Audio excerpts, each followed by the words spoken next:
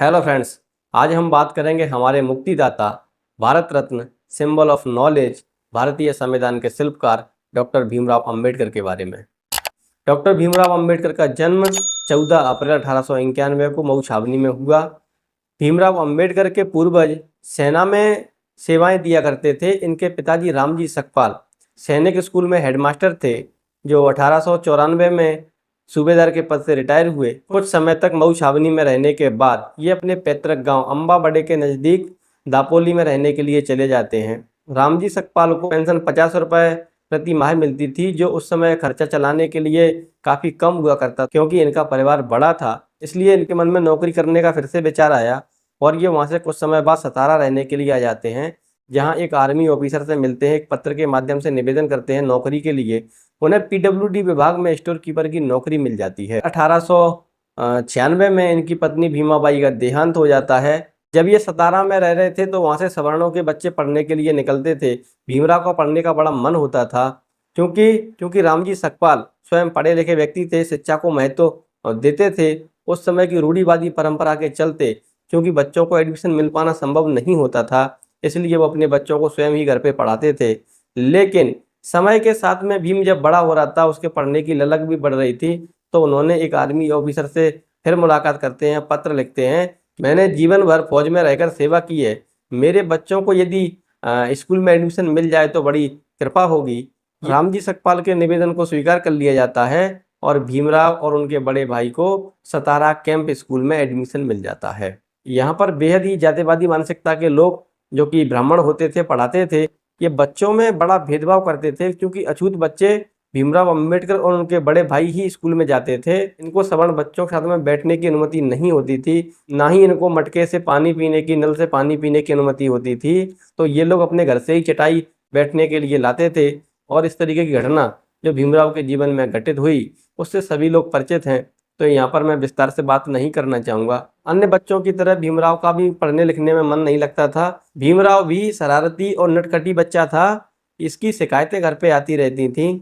इसी समय रामजी सकपाल का ट्रांसफ़र सतारा से गोरेगांव हो जाता है और ये बच्चे अपने पिता से मिलने जाते हैं। ये भी डॉक्टर अम्बेडकर के जीवन की चर्चित घटना है कि जब ये स्टेशन पर पहुँचते हैं और इनको पिताजी लेने आते हैं, ऐसी उम्मीद में ये वहाँ पर खड़े हुए थे, परंतु स्टेशन मास्टर देखता है और उसको लगता है किसी अच्छे घराने के लड़के होंगे, लेकिन उनके पिताजी किसी कारणवश नहीं आ पाते हैं। बैलगाड़ी वाला इनको ले जाता है, किस तरीके से दुर्व्यवहार करता है, रास्ते में दोगुना किराया लेने के बाद भी गाड़ी स्वयं नहीं हाँकता है। ये इनके जीवन की एक घटना है। इसी समय डॉक्टर अम्बेडकर के जीवन में घटना और घटित होती है कि एक नाई भी उनके बाल काटने से इनकार कर देता है। तो भीम बड़ा रोता है, तो उसकी बहन उसके बाल काट देती है और कहती है कि बेटा, यही व्यवस्था तुम्हें पढ़ लिख के बदलना है। इस तरीके से भी उनके जीवन की ये एक काफ़ी चर्चित घटना है। डॉक्टर अम्बेडकर के जीवन में दूसरी घटना एक और घटित होती है, जब उनकी माँ का देहांत 1896 में हो गया था। रामजी सकपाल ने सोचा कि दूसरी शादी नहीं करेंगे, परंतु परिवार को व्यवस्थित बनाए रखने के लिए उन्होंने दूसरी शादी की। भीमराव ने कभी भी अपनी सौतेली माँ को माँ के रूप में स्वीकार नहीं कर पाया। ये बड़ी स्पष्ट उन्होंने अपने जीवनी में लिखा हुआ है। तो यहाँ पर एक दिन की बात है कि जीजाबाई ने उनकी माँ भीमाबाई के कपड़े और गहने पहन लिए थे। ये देखकर परिवार के लोग रोने लगते हैं। तो वहाँ पर रामजी सकपाल ने सभी को डांट दिया था। इस समय भीमराव के मन में आत्मनिर्भर होने का विचार आता है और अगले दिन से उसने आत्मनिर्भर होने के लिए बकरियां चराना शुरू कर दिया, खेतों में काम करना शुरू कर दिया। एक दिन तो उसने स्टेशन पर कुली का काम भी किया था। उस समय कुछ बच्चे कपड़ों के मिल में काम किया करते थे मुंबई में। तो भीमराव ने देखा कि उसकी बुआ बटुआ रखती है, उसमें पैसे रखे रहते थे, वो अपनी कमर से बांध के हमेशा रखती थी। डॉक्टर अम्बेडकर बड़ी ईमानदारी से बताते हैं कि मैंने 3 रात कोशिश की थी उसे चुराने की, परंतु सफलता नहीं मिली। अगली रात जब उसे चुराया तो उसमें मात्र आधा आना पैसा था। उस दिन से भीमराव ने ऐसी पढ़ाई की कि जो शिक्षक भीमराव की शिकायत किया करते थे। बाद में उन्होंने कहा कि पता नहीं भीमराव के मन में ऐसा क्या बदलाव आया है कि वह बहुत ही शांत मन से मन लगाकर पढ़ता है। कक्षा 4 में आने के बाद भीमराव और उनके बड़े भाई दोनों संस्कृत पढ़ना चाहते थे, लेकिन वहाँ की ब्राह्मणवादी रूढ़िवादी व्यवस्था, जो संस्कृत पर अपना एकाधिकार मानते थे, वो अछूतों को पढ़ने देना नहीं चाहते थे। मजबूरी में उन्हें फारसी लेना पड़ा। इस तरीके से भीमराव और उनके बड़े भाई दोनों को फारसी भाषा को पढ़ना पड़ता है, जिसमें आगे चलकर भीमराव फारसी भाषा में सबसे अधिक अंक लेकर आएंगे।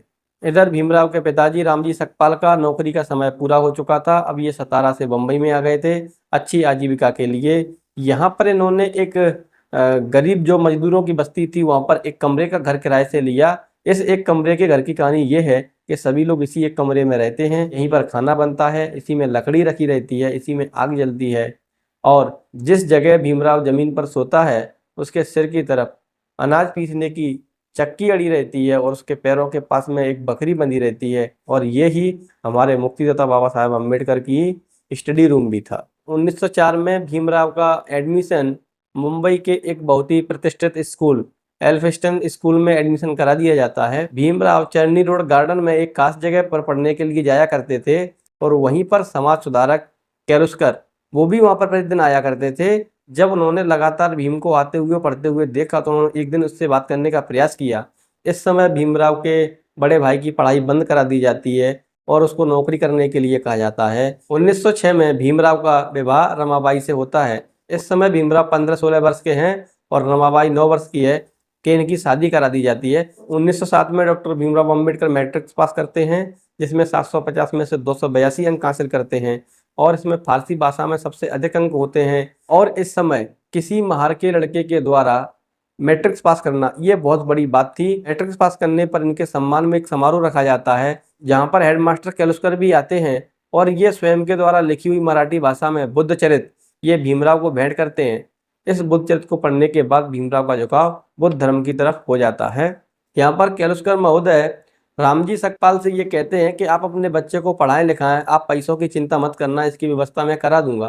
तो ये बात कह के केलुस्कर वहां से चले जाते हैं और 30 जनवरी 1908 को भीमराव का एडमिशन एल्फिस्टन कॉलेज में हो जाता है। और जो केलुस्कर महोदय ये बोल के गए थे कि इनकी आर्थिक मदद हो जाएगी, ये सयाजी राव के पास जाते हैं और इनको आर्थिक मदद करने के लिए बोलते हैं। भीमराव जब महाराज से मिलते हैं उन्होंने कुछ सवाल पूछे, महाराज बड़े प्रभावित हुए और इनको 25 रुपये प्रति माह की स्कॉलरशिप देना स्वीकार कर लिया था। इस कॉलेज में भी जात पात का जहर घुला हुआ था, जात पात यहाँ पर भी उनका पीछा कर रही थी। कैंटीन में डॉक्टर भीमराव अम्बेडकर को चाय नहीं पिलाई जाती थी तो ये उन्होंने अपमान का घूंट हमेशा पिया और वो आगे बढ़ते रहे क्योंकि उनका लक्ष्य बहुत बड़ा है, बहुत महान है। 1910 में डॉक्टर अम्बेडकर ने इंटरमीडिएट पास किया। डॉक्टर भीमराव अम्बेडकर ने अब अपने किराए के घर को बदल दिया था, यानी डॉक्टर अम्बेडकर को अब शांतिपूर्ण माहौल पढ़ने के लिए मिला था। दिसंबर 1912 का वो समय है जब भीमराव पिता बन जाते हैं। रमाबाई की कोख से पुत्र यशवंत का जन्म होता है। जनवरी 1913 में डॉक्टर भीमराव अम्बेडकर बीए पास कर लेते हैं। ये किसी भी अछूत महार के द्वारा बहुत बड़ी उपलब्धि थी। डॉक्टर अम्बेडकर कहते हैं कि मेरी अंग्रेजी भाषा जो कि मैं बहुत अच्छे से लिख पाता हूँ और बोल पाता हूँ, इसके लिए मेरे किसी भी गुरु से बढ़कर योगदान मेरे पिताजी का अवश्य है, क्योंकि उन्होंने सही शब्दों का चयन करना और सही शब्दों को लिखना मुझे सिखाया है। क्योंकि आप देखेंगे तो आरंभिक पढ़ाई डॉक्टर भीमराव अम्बेडकर की उनके घर पे रह के ही हुई है, क्योंकि अछूतों का स्कूल में प्रवेश प्रतिबंधित था। जनवरी 1913 में डॉक्टर अम्बेडकर नौकरी करने के लिए बड़ौदा चले जाते हैं क्योंकि घर की आर्थिक स्थिति ठीक नहीं थी। हालांकि उनके पिताजी ने इनकार किया था लेकिन वह नहीं माने।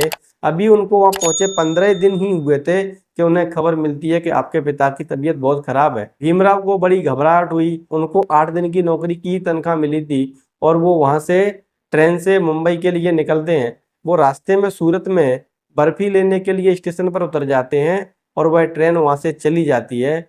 डॉक्टर अम्बेडकर अगले दिन दूसरी ट्रेन से जब अपने घर पहुंचे तो वहां का माहौल बड़ा ही गमगीन था। उनके पिताजी उनके आने का इंतजार कर रहे थे। जब अपने पिता के पास पहुंचे तो सारे लोगों की आंखें नम हो गई थी। जब भीमराव अपने पिता से मिले तो रामजी सकपाल अपने पुत्र को बहुत ऊंचाई पर देखना चाहते थे।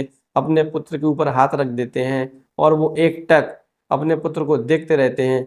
कुछ समय बाद देखते ही देखते उनकी मृत्यु हो जाती है। भीमराव को ऐसा लगा कि शायद उन्होंने मुझे देखने के लिए ही अपने आप को मृत्यु से थोड़ा दूर रखा था और ये भीमराव के जीवन में बहुत बड़ी घटना है।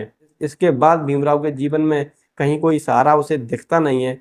हालांकि घर चलाने के लिए बड़ा भाई है लेकिन पिता का साया सिर से उठ चुका है। संयोग से इसी समय बड़ौदा सरकार 4 बच्चों को हायर एजुकेशन के लिए कोलंबिया यूनिवर्सिटी अमेरिका भेजना चाहती थी। 1913 से 1916 के मध्य स्कॉलरशिप देकर ये हायर एजुकेशन के लिए अमेरिका भेजना चाहते थे। बाबा साहेब अम्बेडकर अमेरिका पढ़ने जाने के लिए 4 जून 1913 को बड़ौदा के उप शिक्षा मंत्री के समक्ष एग्रीमेंट पर हस्ताक्षर करते हैं कि जब आप वहाँ से पढ़कर आएंगे तो आप 10 वर्ष तक बड़ौदा रियासत में अपनी सेवाएं देंगे, नौकरी करेंगे।